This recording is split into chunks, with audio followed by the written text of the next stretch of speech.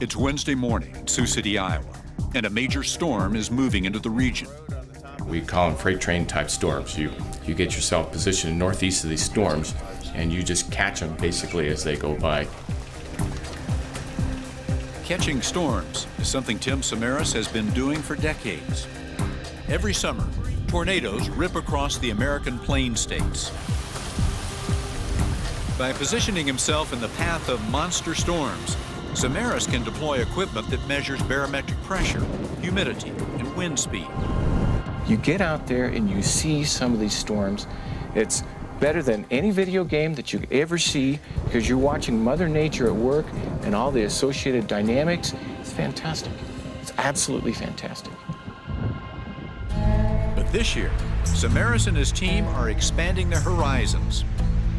They're also documenting two other potentially dangerous phenomena of storms: lightning and hail, with a battery of new gadgets.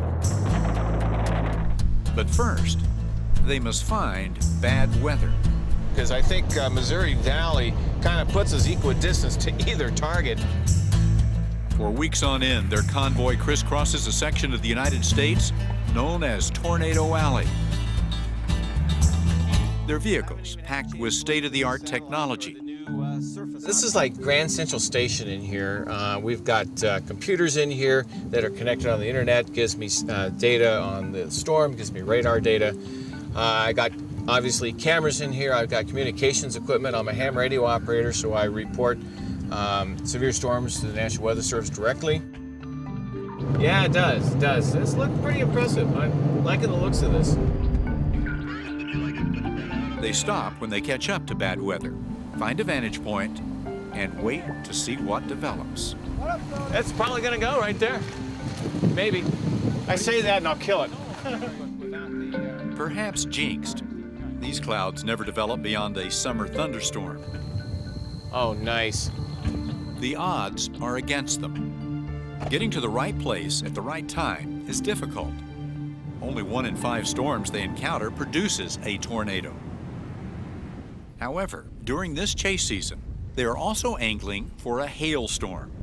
On top of the lead car is a net for catching hailstones and cameras for recording the velocity of the strike. And there's more. This thing here is actually a sample of an aircraft company's wing of their new aircraft, and what we're looking for is impact effects of hail on it. These little blocks here are simply impact sensors. When a hailstone hits it like that, it actually measures the magnitude of the hit. Hail causes billions of dollars worth of damage each year, destroying crops, vehicles, and property. By measuring the speed and impact of hailstones, Samaras hopes to discover ways to predict storms or mitigate the damage. There's hardly any data telling us what actual velocities of hailstones are when they fall, because the hailstone itself, the shapes are sometimes all the way from smooth to very jagged spikes on them, and we really don't know your average velocity. And then there's lightning, another destructive force of nature that accompanies these killer storms. It's the leading cause of weather-related death and injury in the United States.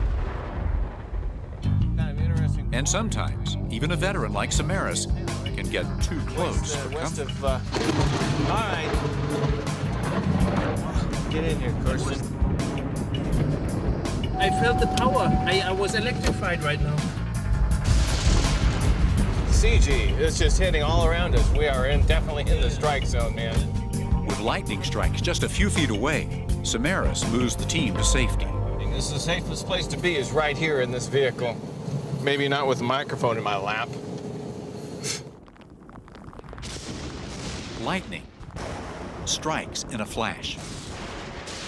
Far too fast for the human eye or a camera to fully comprehend its path. So Samaras has constructed an ultra-high-powered camera that can shoot more than 400 times faster than those used to record movies in Hollywood. When he's photographed a strike, Tim slows down the imagery to 10,000 frames a second.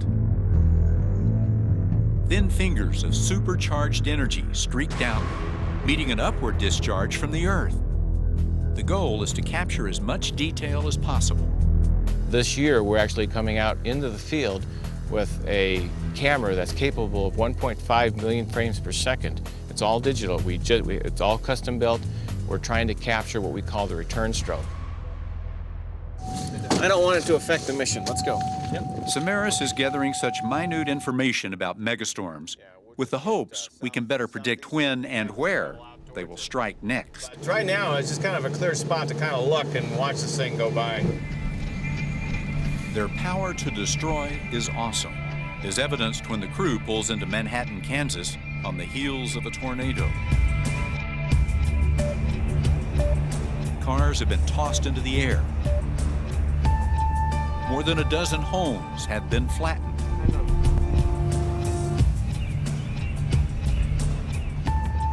A dazed Ashley Wimsack surveys the damage to her family's home. That was my sister just had a baby 3 weeks ago. That was the baby's room on the left where the car's at. The total damage exceeds millions of dollars, but at least no one has been killed.